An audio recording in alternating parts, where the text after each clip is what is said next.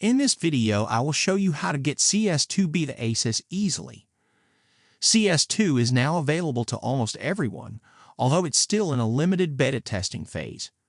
When you launch CS2 Go, you may or may not immediately see the CS2 invitation.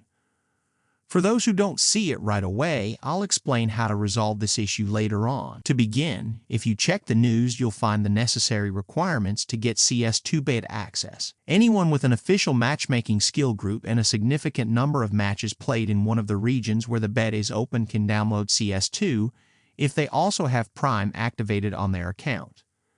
To start playing Counter-Strike 2, click on the limited test invitation, then select Enroll. Now, if you haven't received the invitation letter, there's a method to get this.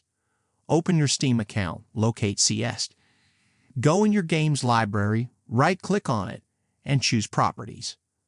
Next, select Install Files. Within this menu, locate Verify Integrity of Game Files. Allow it to complete the installation, which won't take much time, maybe 5 minutes or something like that. Then log out of your Steam account and log back in. This should give you an invitation to play Counter-Strike 2 even if you met all the requirements but didn't initially receive it. Thank you for watching.